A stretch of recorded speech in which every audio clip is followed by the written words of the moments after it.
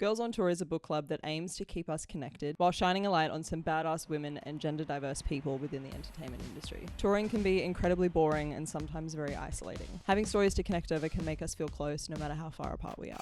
I feel like this is exciting because this is the first time we're going to rant about a book in like... Get fucking ready.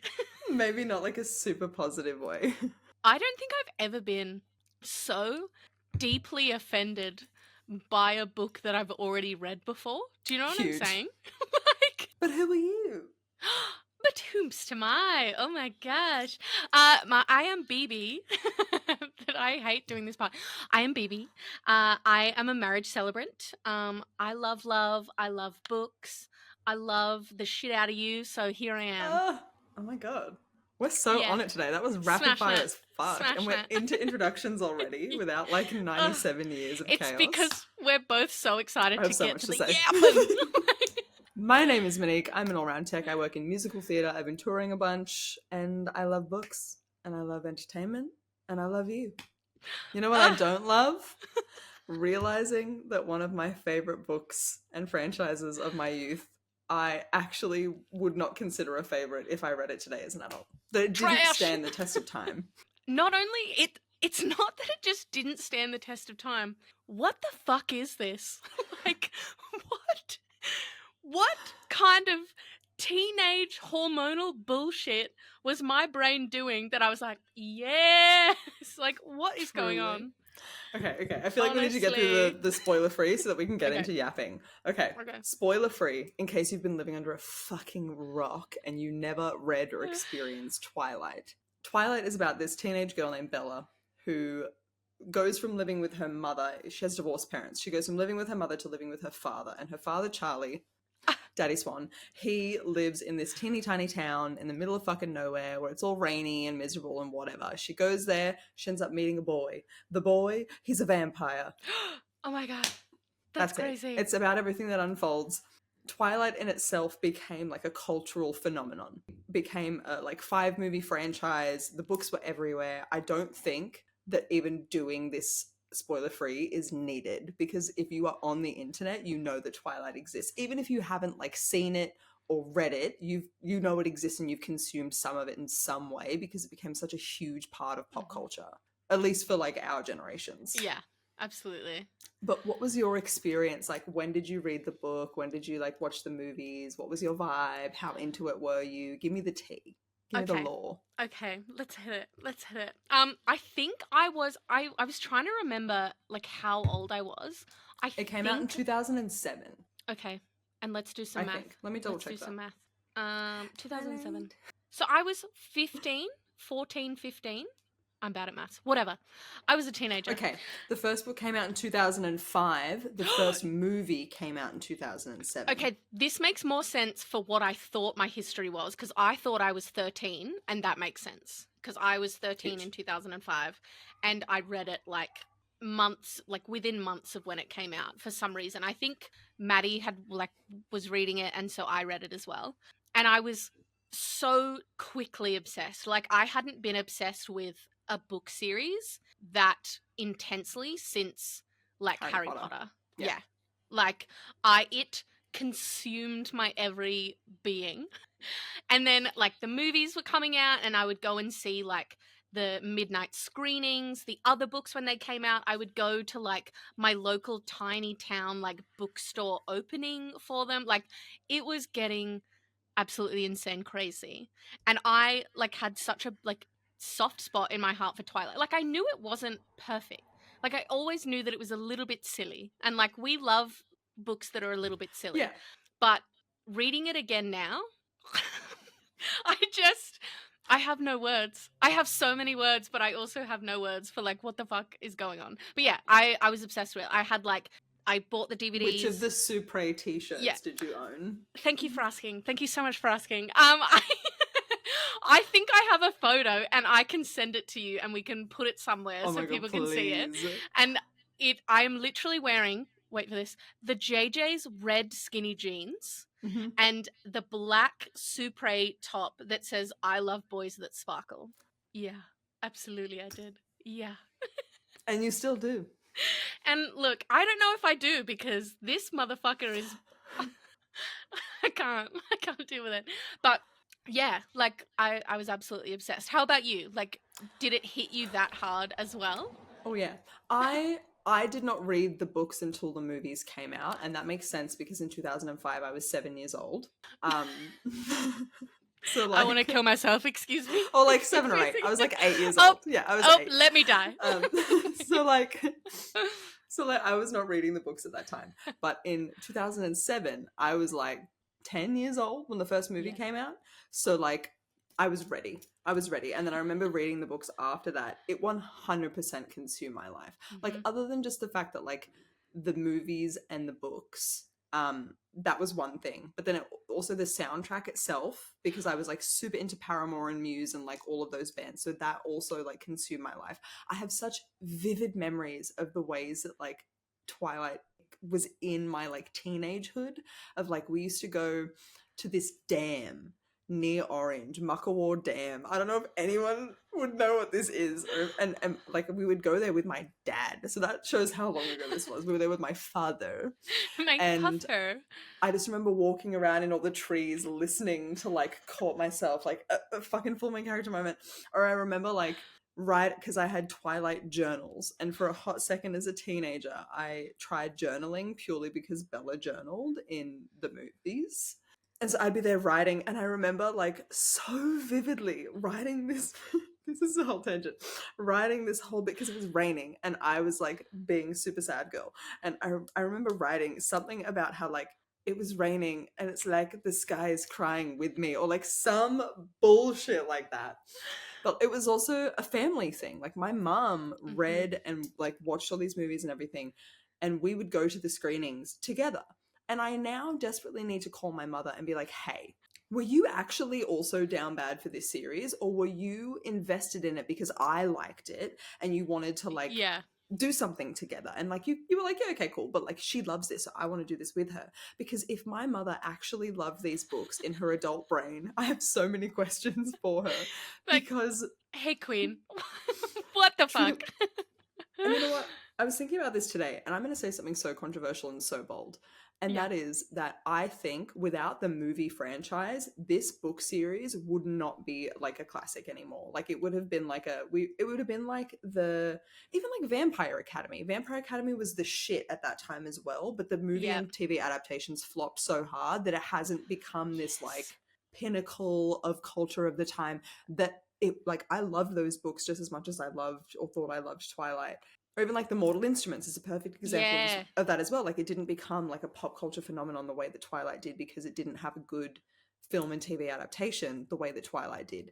And also, I'm going to arguably controversially say this is one of the times where the movies are better than the books. I literally wrote this in my notes on my Kindle. I was like, the movie was better. Like the movie was so much better. The movie deserves a full-time chiropractor for the way it carried the weight of this franchise.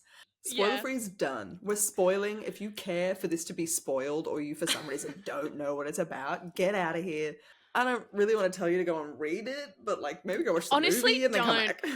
Watch the movie just so you can understand what the vibe is and what we're actually talking about. But there's so much stuff that the movie changed and like rearranged and like took out that it actually like it did feel like I was reading the book for the very first time again, because it's honestly been about 20 years since I've read it.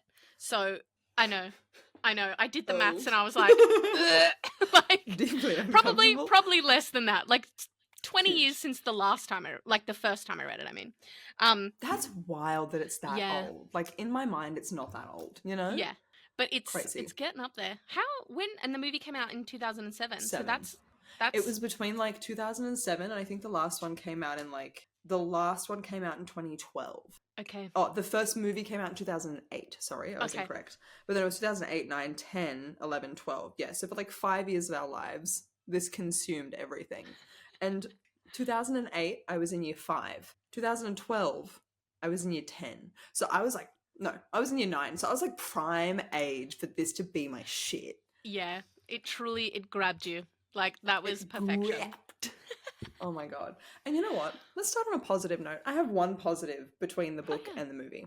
And that is that, you know, the one scene in the movie where they rock up to school together and he's driven her to school and she's like, everybody's staring. And he's like, oh, well, it doesn't matter. I'm going to hell anyway. And he's wearing the glasses and he's like flirty and like having... That is the him of the books. He is like actually like flirtatious and affectionate and like romantic in the books. In the movies, he's just like dull and in pain. We can't be together. We can't do this. I'm a monster. Yeah. Huge. There are moments in the book where I'm like, oh, okay, I can actually see why someone would want to be with you because you're a little bit goofy and like fun. Like, yes. But other times I'm like, what the fuck? Like... Literally, one of my first notes that I wrote down about the book was, Stephanie Meyer, you owe me financial compensation. Because I literally... What did you... Is that on a specific, like, quote as well? No, it was kind of just like the whole experience of reading, because reading her, the way that Bella became infatuated with this man and gave up everything for him in this weirdly Delulu insane way, I feel like was a gentle blueprint for me being in the worst relationships. Just being like, but anyway. And also even just like, Bella is unwell. Like, she is depressed at best, and at worst, she sees, like, visible and audible hallucinations in the second book, and he's like, well, anyway, like, she's not well. And I was like same. Me as well, babes. Like, honestly, this book probably made us far more mentally ill than we needed to be. Like, one of my quotes, one of my main gripes with this whole book is the way that Stephanie has written Bella's like speech and like how she talks, because some of the words she says, like even just like her vocabulary specifically, because I'm like, Bella is 16 years old. Huge. What the fuck kind of 16-year-old says words like, where is it? I was still saying unk, you know? Like some of the words she says, I'm like, be so fucking for real right now. Like, no 16-year-old has ever said these words ever in your life. Jacob strolled to a nearby driftwood tree that had its roots sticking out like the attenuated legs of a huge pale spider. And I literally, I commented, attenuated? What the fuck, Stephanie? Like, no fucking because, teenager. It is from her point of view. Yeah. It's this whole vibe that Bella has where she's like simultaneously like, I'm so not like the other kids, but at the same time she is like parentified in a way that I think made the rest of us think it was okay to be parentified. Like, there are multiple passages here where I wrote, who is the child here? Because like her at the start talking about her mother being like, how could I leave my loving, erratic, harebrained mother to fend for herself? She had Phil, so the bills would probably get paid. There would be food in the refrigerator, gas in her car, and someone to call when she got lost. Which means these are all things that have happened. And then she's called her literal teenage child daughter to be like, help me. And I'm like, who is the child here? Even just the fact that they're in this situation because she's like, I'm going to go on the road with my man. And Bella's like, I'll just go live with my dad then. Like why is she? She's the child. Why is she making these choices? And honestly, Renee needs to catch these hands, because what the fuck? What the absolute fuck? Okay. Have you seen that woman on TikTok who does the deep dives into like the lore of Twilight, and especially like, and I watched a video of hers that was like, Bella will not be a good parent to Rasputin, fucking whatever the kid's name is, because she will be an absent parent. She will leave that parent to go and like do whatever the way that her parents did. She will never be a good parent to this child. And I was like, huge. Absolutely, like, because she doesn't know what a good parent is. Her constantly cooking for Charlie, like he can't feed himself, and like shopping and like all of these things. I was like, again, who is the parent here? So she's simultaneously like aggressively parentified. But then this highlight made me so mad. I didn't relate well to people my age. Maybe the truth was that I didn't relate well to people, period. Even my mother, who I was closer with than anyone else on the planet, was never in harmony with me, never on exactly the same page. Sometimes I wondered if I was seeing the same things through my eyes that the rest of the world was seeing through theirs. Maybe there was a glitch in my brain. I literally highlighted this exact same quote. The way I was like, girl, be so for real with me right now. I highlighted like this and another quote and was like, this would have made my little neurodivergent brain go crazy. Like, Literally, like someone being like, I so different. Why am I different? I'd be like, oh my god. My highlights for this just got more and more unhinged. It was nice to be alone, not to have to smile and look pleased, a relief to stare dejectedly out, again, what you were saying about her vocabulary, dejectedly out the window at the sheeting rain. My note was, none of us were different, we were just undiagnosed. Honestly, Bella is so autistically coded. It's absolutely insane. And like, I don't know if that was on purpose. I'm going to go out on a limb here and say that it wasn't on purpose because I don't think Stephanie Meyer thought that hard about the characterizations of things. But it's like she made this adult an adult in a child's body, and that's how we all felt when we were like 7. Okay, but I have a new lens of the way that I look at this because I've fallen deep down a rabbit hole of watching The Secret Lives of Mormon Wives. Okay. Because we all need to remember that Stephanie Meyer was a Mormon. And that, you know what, there was an era where Mormon authors hit. I'm sorry, but it's true. It's true. They did very well.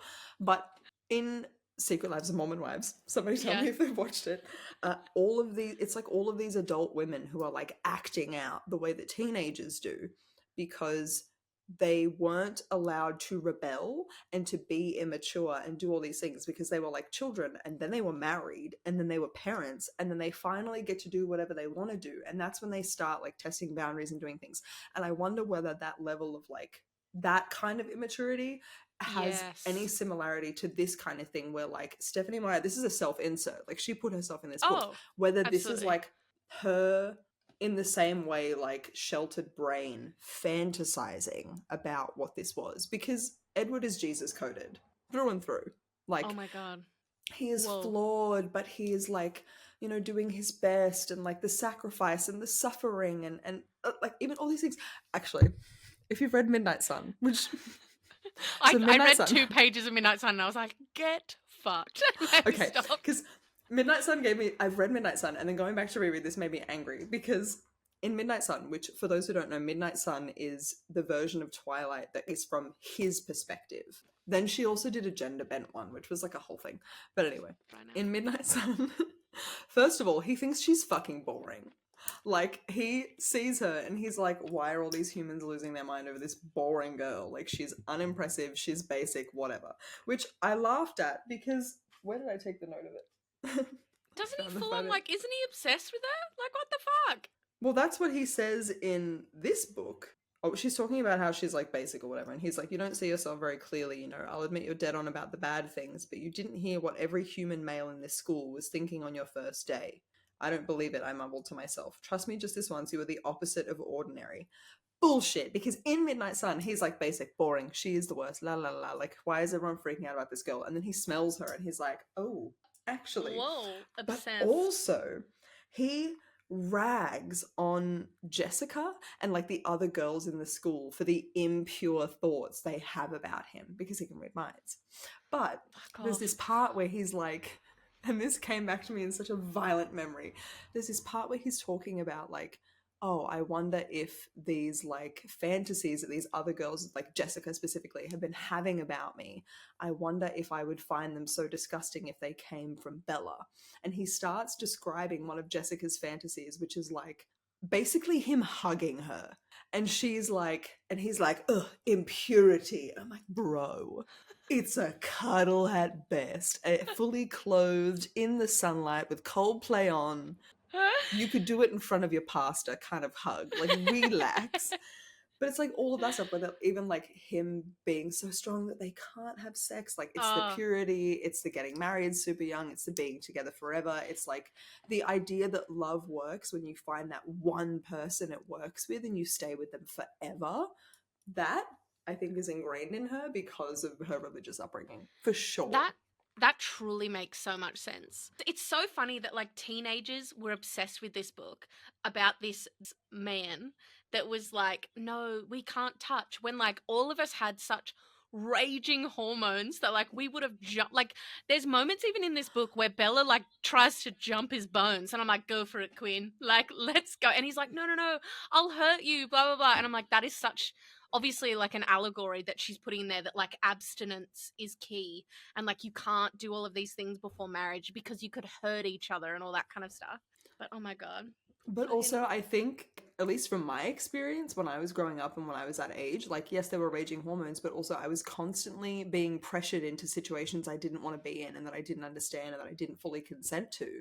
So the idea of a man who was like, I can't because I love you, was probably like feral for me. I was probably like, yes. That's so the difference, isn't it? It's like, instead of having all of these gross boys trying to get things, there's this man that doesn't want anything.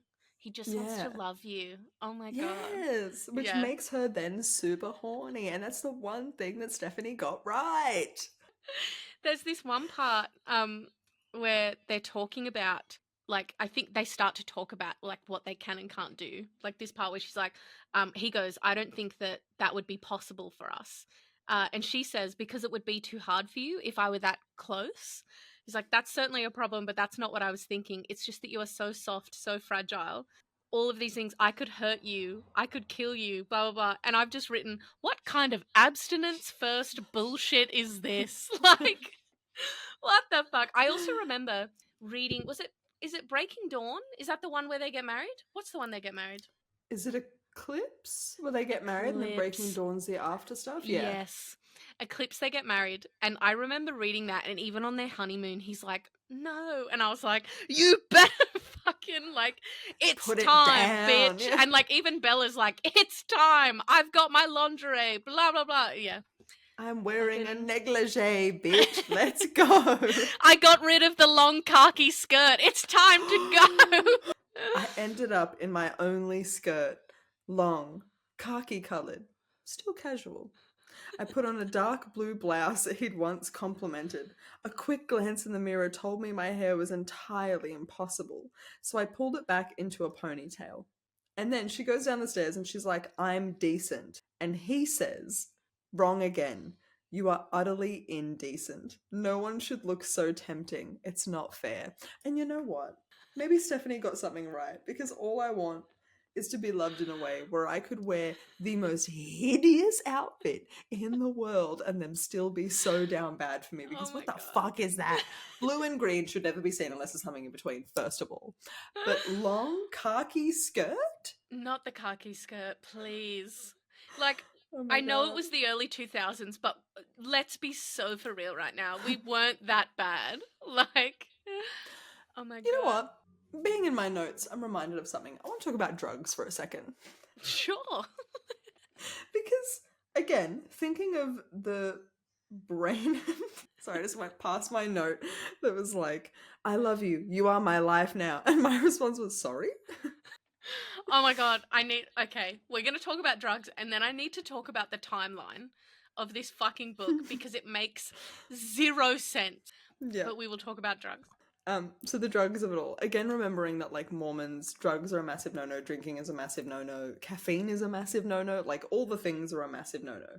This is the scene before she's, like, going to hang out with him. I knew I was far too stressed to sleep, so I did something I'd never done before. I deliberately took unnecessary cold medicine, the kind that knocked me out for a good 8 hours. I normally wouldn't condone this type of behavior in myself, but tomorrow would be complicated enough without me being loopy from sleep deprivation on top of everything else. And then, okay, so we've got that, which is like, already she's like, oh, I took cough medicine. So, like, bitch, wait until you hear about melatonin. You're going to lose your mind. But then at the end, when she's in the hospital and they're arguing about her becoming immortal, basically, he forces her to take morphine so she gets knocked out. Like, he's like, how are you feeling? And she's like, fine, I don't believe you. I'm not going back to sleep. You need rest. All this arguing isn't good for you. So give in. Nice try. He reached for the button. No, he ignored me. Yes, the speaker on the wall squawked. I think we're ready for more pain medication. He said calmly, ignoring my furious expression. I'll send in the nurse. The voice sounded bored. I won't take it. He looked towards the sack of fluids hanging beside my bed. I don't think they're going to ask you to swallow anything. My heart rate started to climb. He read the fear in my eyes and sighed in frustration. Bella, you're in pain. You need to relax so you can heal. Why are you being so difficult? They're not going to put any more needles in you now. I'm not afraid of the needles. I'm afraid to close my eyes. She doesn't want to go back to sleep. And he's like, shut up and take the drugs. Like, oh my God, you're being difficult. And then he gaslights her about, oh, I read that and I was like, the gaslighting of this man is insane. Like, he's like, I love you so much. I love you. We can't do this. We can't. But I want to do this, so we're going to. Oh, I've decided we're not. We're not doing this. I literally have a quote about that. So in plain English, are we friends now? Friends, he mused. Or not? Well, we can try, I suppose, but I'm warning you now that I'm not a good friend for you. You say that a lot. Yes, because you're not listening to me. I'm still waiting for you to believe it. If you're smart, you'll avoid me. Cunt, you are. Over 100 years old. Motherfucker, you avoid her. She is a child. Who is the child here? She's a 16-year-old, and what the fuck are you? Like, let's be so for real. There's also when she's been hit by the car, or like just nearly hit by the car, and they're in the hospital, and she's like, you weren't there, like I saw you, you weren't there, and he's like playing it off that like, no, you didn't see me, and then he goes, Bella, it's not my fault if you were exceptionally unobservant. Then I've just written gaslight, gatekeep, girl boss. Yes, Edward, just like gaslight the shit out of this girl. Like, what the fuck? Also, on the age thing, there's like a scene where he calls Jacob a kid. Oh, and Bella's like, he's only 2 years younger than me. I keep going past this note where my note is go off Jesus. And I'm like, what is this? Jacob's not that much younger than I am, I reminded him. He looked at me, his anger abruptly fading. Oh, I know, he assured me with a grin. Police? Charlie? I need a safe adult. But also, the timeline of this book makes no sense for how obsessed these two people are with each other. Yeah. They literally say, he says, but I'm tired of trying to stay away from you, Bella. It's been less than a month. You didn't even fucking try. The span of this book is barely 3 months long. Let me just find the timeline of events. So much happens in the span of like less than 3 months that they're suddenly deeply forever devoted to each other. January 2005. Bella moves to Washington on the 17th of January. Tuesday, she meets Edward. The 24th, a week later, he returns to Forks. The 25th is the car accident. He spends the night in her room the first time on the 2nd of March. Knowingly, when she knows he's there? Like, that's the time in the March? No. Or is it... Bella and Edward let it be known that they are a couple on the 9th of March. So between January 18th and the 9th of March is when they get together. That's insane. And when she they wakes first up in the get hospital together... from multiple injuries on the 18th of March. Between the 18th and the 9th of March is when all of this I love you, you are my life now shit happens. It's insane. September is her birthday where she gets cut. He leaves on the 16th of September. So this is literally like 10 months later. Not even that. And then she's like dead for months. This is into New Moon. Yeah. Yeah. Like a year after they meet, all of this has already happened and now he's gone. And then she's all fucked up, blah, blah, blah, blah. When does she get back with him though? April 7th, Jacob confronts Edward about the treaty and gives Bella back her bike. March 22nd, he explains that he won't leave her again and they vote on whether she'll become a vampire or not. Literally a year after they started dating. Insanity. And that's when he's like, marry me. At 17. At 17, after a year of dating, where for like 6 months of that, he was disappeared. And for a bunch of that, they had these massive fights and she ended up getting thrown out a fucking window, according to her dad. They're engaged, la la la la la. They get married when she's still in school. Yeah. On August 13th. So like a couple months later, they get married. And then she comes back with a baby in September. Imagine. No wonder Charlie was losing his damn mind. Imagine being Charlie Swan and being like, what the fuck is happening to my kid? These rich ass, beautiful people are taking her away every other day. I don't see her anymore. And now suddenly she's got a deathly disease. And now there's a kid there. And they've adopted a child? They've adopted a child that looks exactly like her when she was a baby. Be so for real. Like, also, she grows at an alarming rate. Yeah. Like, all of this happens in less than 2 years. Like this. What? It's not even that, like, it had to be this way. You could easily write a book series that took where it jumped ahead a couple of years. Yeah. You know, like, it takes a span of time. Between Twilight and New Moon, she could have left it and then picked it up at the end of her like high school year. Like she didn't have to make it immediately following the events of. Also, in terms of the story writing of it all, I was bored by the end. Like by the time we got to like James and the fucking dance hall and shit, I was bored. And the characters are not explored in this book at all. No. Like none of her friends, none of the Cullens even really. We spent all of our time with Edward and Bella, but in like a really boring way. Jacob's barely a character. Like the only real characters we see a lot of are the boys who all apparently are like foaming at the mouth for her. But other than that, like Alice, Jessica, Emmett, Rosalie, like none of them. We don't get any time with any of these characters, and that's what the movie gave us. Yeah. And that's, I think, why the movies actually were so successful, because there was these characters that had the potential to be so interesting, so they gave that to us.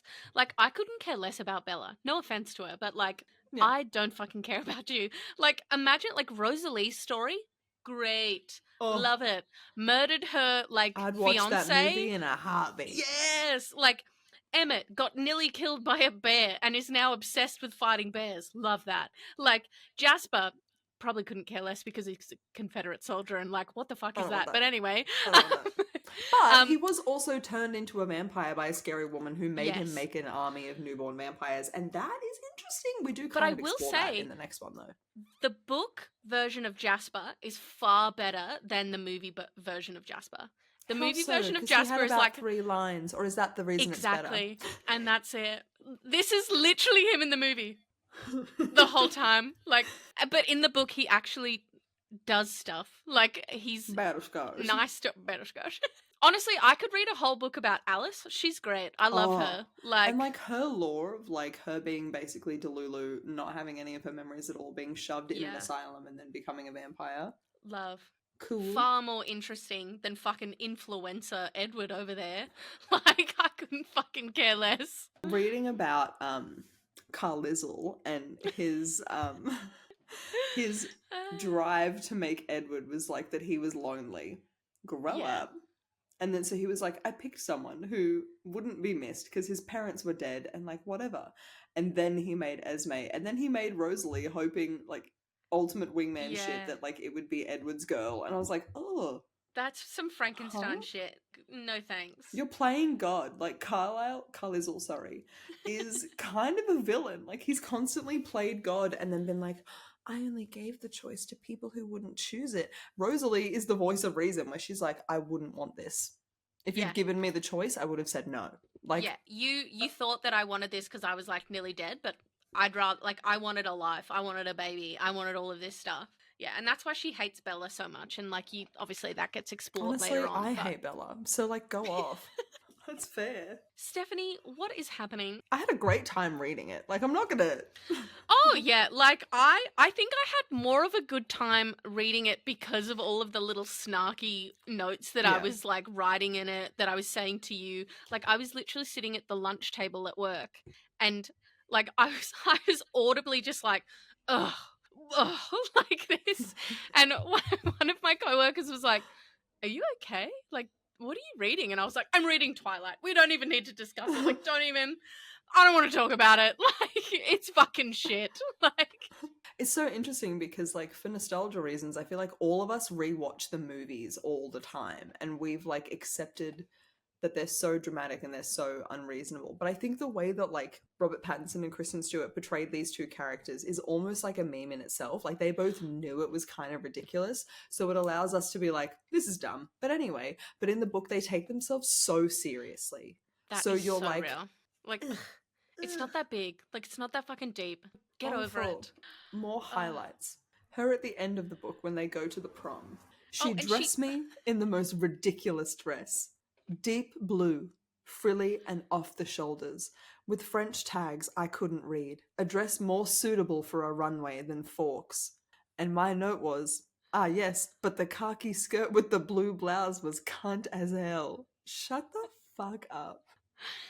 It's like Stephanie has this like, and obviously she does, has this like deep internalized misogyny that like anything like girly, anything like that, you know, would be looking after how you look or anything like that. She's just like, ugh, I'm not one of those people. Bella was not a normal girl, and also vanity is a sin? Question mark. And it's obvious when you look at the fucking khaki skirt.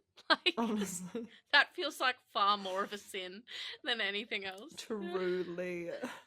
Common sense. When he finally tells her that he's a vampire, not finally, it was like 3 days later. When he finally tells her that he's a vampire, she wrote this. Common sense told me I should be terrified. Instead, I was relieved to finally understand, and I was filled with compassion for his suffering. Even now, as he confessed his craving to take my life. It's like he just can't do anything wrong, which is so damaging for every single young person that ever read this. That he's like, trust the gaslighting motherfuckers in your life. Like, what the fuck? Yeah, and I mean, here's a perfect quote for that. She is like freaking out about the fact that she's going to meet his family. And this is her quote about her anxiety about it. Yeah. I had to keep reminding myself that I'd made my choice and I wasn't going back on it.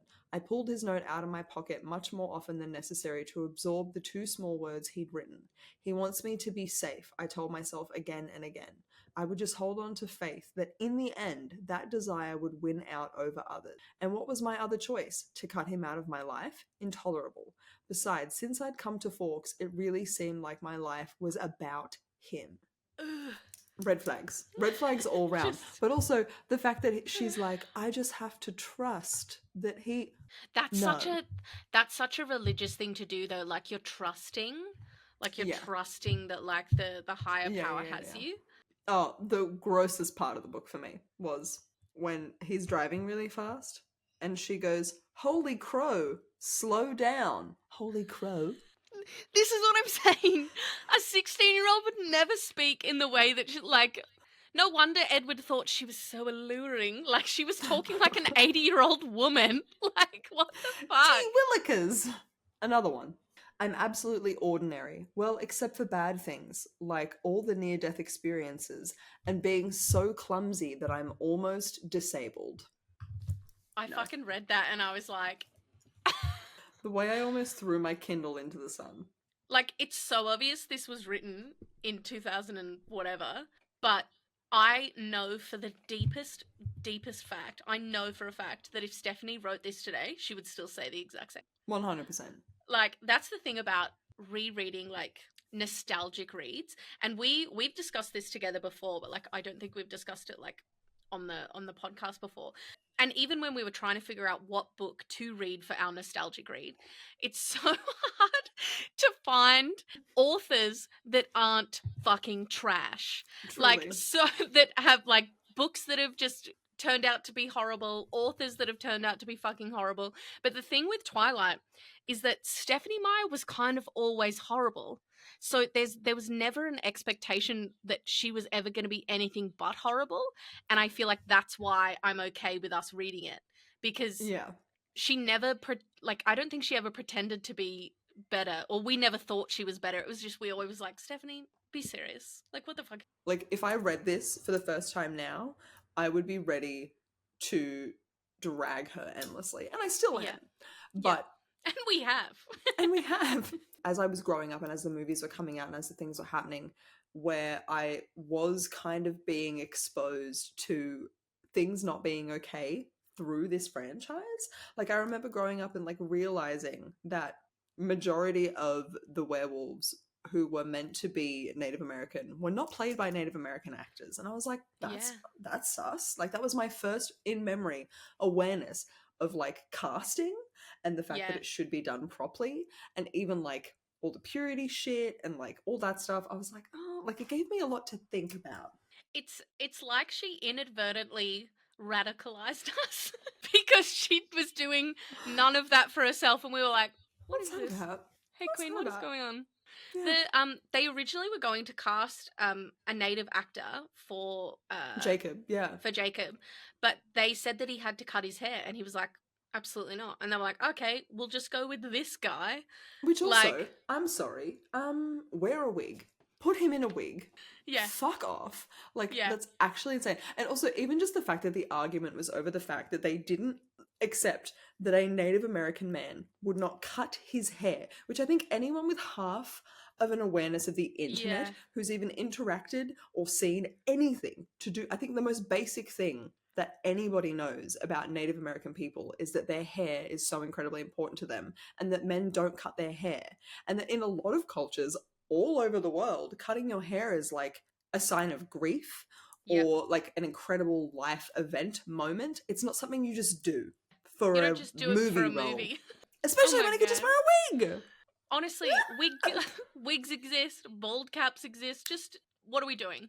What are we fucking doing? Oh, and you know what? You know what makes that even worse? All the fucking rest of them were wearing wigs. Truly. They're all wearing awful wigs. But I feel like in the first movie, don't quote me on this, I feel like in the first movie they weren't wearing such aggressive wigs because... But they were still wearing wigs in general. Yeah. The first movie was the way that it was Jacob's shot. hair in the first one was oh my wig! God! Yes, it was a little... Yeah, you're so real for that. You're so real for that. But I mean that, like, in the first movie, the Catherine Hardwicke, the director, she wanted to be such this, like, cult classic indie vibe. That's why it has that like blue wash over it the whole time, and that's why the soundtrack is so fun, like, and it's got like such like amazing indie artists and all that kind of stuff, is because she thought that it was this like cool cult classic book series that she could like create. Once it was popular enough, the studio was like, oh sorry, we like, need to make it more of a like high budget Hollywood film. Yeah, exactly. And they literally, like, she said to there was like an interview that I saw with her, and she went to the producers and she was like, I made this amazing movie. It grossed so highly, far more than we thought necessary. I deserve to be paid more for the next movies. And they were like, no. And so they cut her. A man directed the rest of them, and it's so fucking obvious. Yeah, I had no idea. She didn't direct any more of them, and that's why the whole tone shift, like the whole tone of the movies completely changed from the second one onwards. The colors, the way that they're like acting, the fucking cinematography, all completely different. Yeah, I don't know who the other directors were. Google.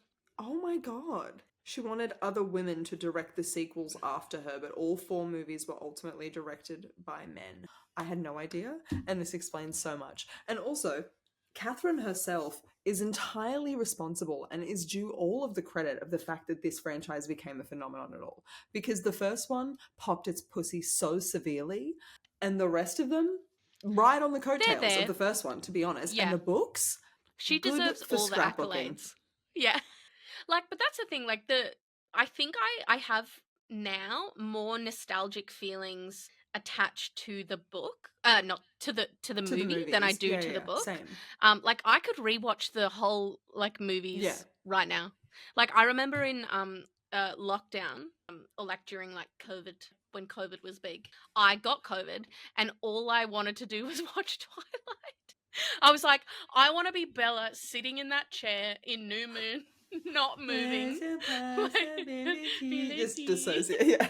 Yeah. Fuck this book. Honestly, I could rant about how inappropriate it is for a 100 and whatever vampire to be with a 16-year-old, but look, it is what it is. It is what it is. I never thought that I would get to an age where I like look back at Twilight and I agree with the religious women who headed like the PNC for the religious high school I went to at the time, who said that they were not appropriate to be in the library. I never thought I'd agree with those people. But here honestly, we are. Where they were coming from, they didn't have a point, but they did have a point. As somebody who did not grow up with, like, who grew up with a single parent, like, I didn't see examples of romantic relationships in my home. I saw my mum kicking ass, but I didn't see, like, a mother and a father, a couple. I didn't see an example of a romantic relationship. And I feel like I then immediately was looking to what I could see, which was typically media. It was books, it was movies, it was all of these things. And honestly, rereading this, I was like, I see where we went wrong. I'm going to talk to my therapist about this. And I am going to need Stephanie to pay for it, because what the fuck was this? The amount of bullshit as a teenager that I put up with from other teenagers, like teenage boys. I was like, it's Twilight's fault. It wasn't me. It was fucking Twilight. Just like romanticizing rejection, romanticizing ostracizing your friends because you found the person that you love, romanticizing moving things at a fast pace, romanticizing giving up your life for somebody. Like all of these things, I'm like, ugh. Very yucky. Like I wouldn't even give this to my niece to read. Like no, I would be mortified. If Havana was like, I want to read this, I'd be like, don't. We can watch the movie and rag on it together, but like we're not. Yeah. You're not reading that. No, absolutely not. We're not doing that, babes. Absolutely not. A bit of icebreaker, and like if you want to read some trashy romance or smut, here's some with some consent. Here it is. Yeah, and at least there is smut, because Twilight, it's like they were dangling it. They kissed 2 times. Ugh. Get out of my face. And he hated every second of it, and I'm like, be grateful. And even just the fact that Bella is like vilified as this like horny, slutty, sinful person because she wants to make out with her boyfriend or even just kiss him on the mouth for 2 Christian seconds. It kills me. The way that like seconds. The way that every time they kiss, she's like, I can't control myself. And he's like, whoa, whoa, whoa, whoa, was insane to me. Like, there's literally a moment where he, like, has to physically, like, remove her. And I'm like, okay. You're not like, stronger dog. Than a fucking truck. Yeah. Like, be so for real right now. Like, what the fuck? But anyway, I'm actually so excited. I honestly don't expect anyone to reread this book. To be honest, I don't really want them to, but if I kind of hope they do though, because I want them to share this I want to know what everyone's and also I want to know what people are saying. If I was a viewer of the Girls on Tour podcast and I didn't bother to read the book because I was like, I don't want to do that. But then I watched this, I would go immediately read it again because I would want to share this rage and I would want to be able to talk about it with like exact examples. So I hope that you guys read it. I hope that you had a good time, even if you fucking hated it. Let us know how you felt. Let us know what you thought the actual positives were. Let's have some yaps because what the literal fuck? I think it's so funny that when I posted the teaser for like when I was saying what are we gonna read, so many people said Twilight. They clocked us so hard, and I was like, I don't know if I'm okay with that. You just knew straight away that we were both Twilight like fanatics, but like, thank you so much for seeing me. I am going to ponder that for a long time. Amazing. Thank you so much. Like you were saying before, when we were talking about what book, we were going to do a poll and be like, what book should we read out of these ones?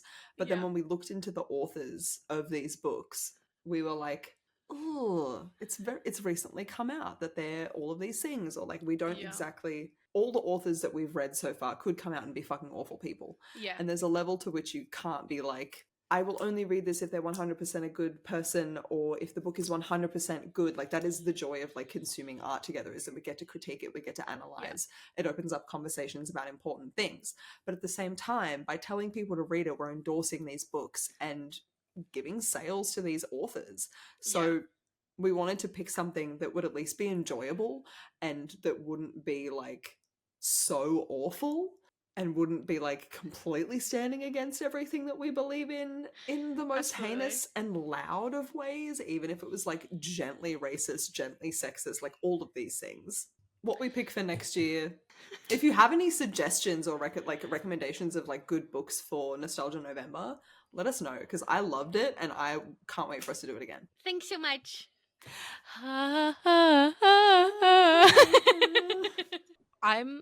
I'm just going to be so for real. I have listened to the soundtrack probably 10 times in the last week. And as like I put it on while I was in the shower and I was like, yes. Also, some of the songs, like they start, like the song in, like when they get out of the car, and like the verses, get out. Yeah, like, as soon as the I only verses want that on, little snippet. Go read it. Or don't. Let us know how you felt. Give us the tea. Let us know how you feel. Give us any recommendations for good nostalgia books that we can read again later. I'm talking like probably teenage years. Like I'm not doing like The Wind in the Willows. I'm not doing that. Okay. See ya. If you haven't already shared them, we need to hear your thoughts on this month's book. In order to have spoiler-free chats about the books that we're reading, we are using the book club app Fable. It's free, it's quick and easy to make an account and keep up to date with the Girls on Tour book club. There are 2 separate book clubs, one for the non-fiction book and one for the fiction books. Make sure you head over to our Instagram, TikTok and YouTube page at the start of every month to see what book is coming next. Thank you for listening and thank you for watching if you're watching this on YouTube.